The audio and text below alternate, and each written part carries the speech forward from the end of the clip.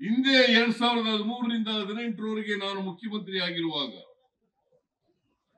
ಅನ್ನಭಾಗ್ಯ, ಕ್ಷೀರಭಾಗ್ಯ, ಕೃಷಿ ಭಾಗ್ಯ, ಇಂದಿರಾ ಕ್ಯಾಂಟೀನ್, ಮನಸ್ವಿನಿ, ಮೈತ್ರಿ, ಸೌಭಾಗ್ಯ, ಶಾದಿ ಭಾಗ್ಯ,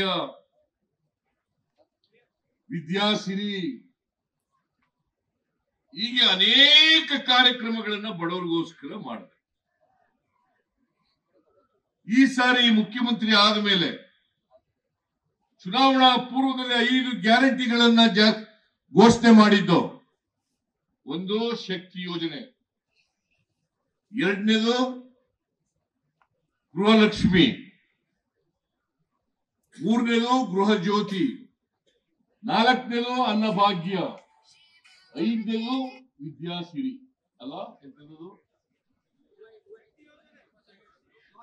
ಯುವ ನಿಧಿ, ಐದನೇದು ಯುವ ನಿಧಿ. ಈ ಕಾರ್ಯಕ್ರಮಗಳಿಗೆ ಬರೀ ಜಾರಿ ಕೊಡೋದಲ್ಲ, 56,000 ಕೋಟಿ ರೂಪಾಯಿಗಳನ್ನ ಖರ್ಚು ಮಾಡ್ತಾ ಇದ್ದೀವಿ.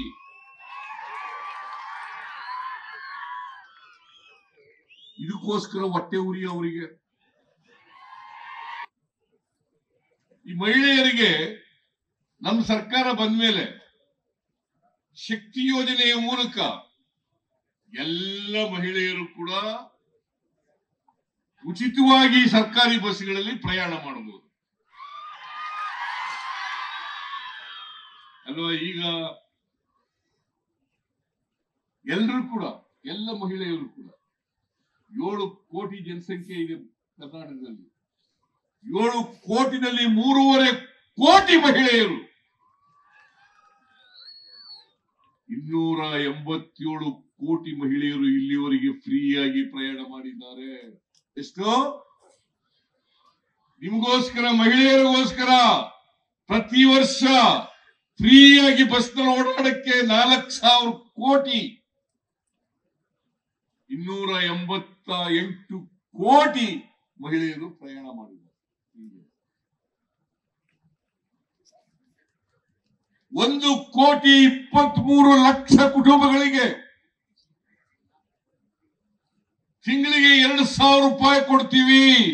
ಮನೆ ಯಜಮಾನಿಗೆ 1,60,00,000 ಕುಟುಂಬಗಳಿಗೆ 200 ಯೂನಿಟ್ ಫ್ರೀ. ಯಾರು ನೀವು ಕರೆಂಟ್ ಬಿಲ್ ಕಟ್ತಾ ಇದ್ದೀರಾ? ಯಾರು ಬಿಲ್ ಕರೆಂಟ್ ಕಟ್ತಾ ಇದ್ದೀರಾ? ಯಾರು ಬಿಲ್ ಕರೆಂಟ್ ಕಟ್ತಾ ಇದ್ದೀರಾ? ಅದನ್ನ ಜಾರಿ ಮಾಡ್ತಕ್ಕಂಥದ್ದು ನಿಮ್ಮ ಕರ್ತವ್ಯ ಅಲ್ವಾ? ಆ ಕೆಲಸ ನಾನು ಮಾಡ್ತಾ ಇದ್ದೀನಿ.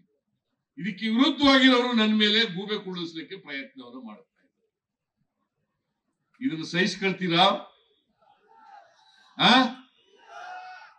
ಸಹಿಸ್ಕೊಳ್ಳೋಕ್ ಕೂಡುದು. ಅವ್ರಿಗೆ ತಕ್ಕ ಪಾಠವನ್ನ ಕಲಿಸ್ಬೇಕು. ಮಾಡ್ತೀರಿ ಅಲ್ವಾ? ಅದೇ ನಾವು ಬಸವಣ್ಣವರಿಗೆ, ಸಂಗೊಳ್ಳಿ ರಾಯಣ್ಣವರಿಗೆ, ಅಂಬೇಡ್ಕರ್ ಅವರಿಗೆ ಸಲ್ಲಿಸ್ತಕ್ಕಂಥ ಗೌರವ ಅಂತಕ್ಕಂಥದನ್ನ ಅರ್ಥ ಮಾಡ್ಕೋಬೇಕಾಗ್ತದೆ. ನಾನು ಒಬ್ಬ ಹಿಂದುಳಿದ ಜಾತಿಗೆ ಸೇರಿದವನಾಗಿ ಬಡತನ ಈ ಸಮಾಜದಲ್ಲಿ ಏನು ಅಂತಕ್ಕಂಥದ್ದನ್ನ ಅರ್ಥ ಮಾಡ್ಕೊಂಡಿದ್ದೀನಿ. ಹಳ್ಳಿಗಾಡಿನ ಜೀವನ ಏನು ಅಂತಕ್ಕಂಥದ್ದನ್ನ ಅರ್ಥ ಮಾಡ್ಕೊಂಡಿದ್ದೀನಿ. ಇದರ ಬದಲಾವಣೆ ಮಾಡ್ತಕ್ಕಂಥ ಪ್ರಯತ್ನವನ್ನ ನಾನು ಮಾಡ್ತಾ ಇದ್ದೀನಿ. ಈ ಪ್ರಯತ್ನಕ್ಕೆ ಕಲ್ಲಾಗ್ತಕ್ಕಂಥ ಕೆಲಸವನ್ನ ಬಿಜೆಪಿಯವರು, ಜೆಡಿಎಸ್ನವರು ಮಾಡ್ತಾ ಇದ್ದಾರೆ, ಅಡ್ಡಗಾಲ ಆಗ್ತಾ ಇದ್ದಾರೆ. ಅದಕ್ಕೆ ಸಿದ್ದರಾಮಯ್ಯನ ಅಧಿಕಾರದಿಂದ ಹೆಂಗಾರ ಮಾಡಿ ತೆಗಿಬೇಕು, ಹೆಂಗಾರ ಮಾಡಿ ತೆಗಿದಾವೆ, ಅಧಿಕಾರದಿಂದ ಇಳಿಸ್ಬೇಕು ಅಂತೇಳಿ ಬಿಜೆಪಿಯವರು, ಜೆಡಿಎಸ್ನವರು ಪ್ರಯತ್ನವನ್ನು ಮಾಡ್ತಾ ಇದ್ದಾರೆ.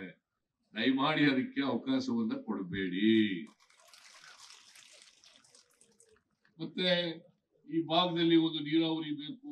ಭೀಮಾ ನದಿ ಹರಿತಾ ಇದೆ ಪಕ್ಕದಲ್ಲಿ ನೀರಾವರಿ, ಭೀಮಾ ನದಿ ಹರಿತಾ ಇದೆ. ಇಲ್ಲಿ ಒಣಭೂಮಿ ಇದೆ ಅಂತ ಹೇಳಿ 3 ಕಿಲೋಮೀಟರ್ ದೂರದಲ್ಲಿ ಇದೆ. ಒಂದು ಏತ ನೀರಾವರಿ ಬೇಕು ಅಂತ ಹೇಳ್ತಾ ಇದ್ದಾರೆ. ಅದಕ್ಕೆ ನಾನು MY ಪಾಟೀಲ್ ಅವ್ರಿಗೆ ಹೇಳಿದ್ದೀನಿ, DPR ಮಾಡಿಸಿ, DPR ಮಾಡಿಸಿ ಮುಂದಿನ ವರ್ಷ ಅದನ್ನ ಮಂಜೂರು ಮಾಡಿಕೊಡ್ತಕ್ಕಂಥ ಕೆಲಸವನ್ನು ಮಾಡೋಣ.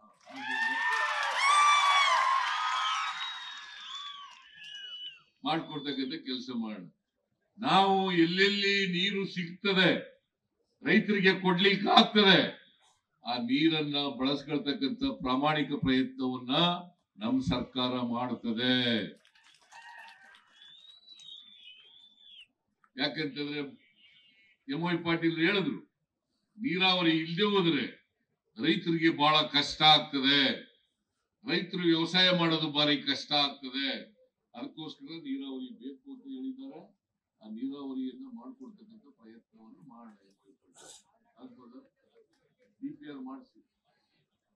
DPR ಮಾಡಿಸಿ ನನಗೆ ಕೊಟ್ರೆ ಮುಂದಿನ ಬಜೆಟ್ ನಲ್ಲಿ ಇದನ್ನ ಸೇರಿಸಲಿಕ್ಕೆ ಪ್ರಯತ್ನ ಮಾಡಿ.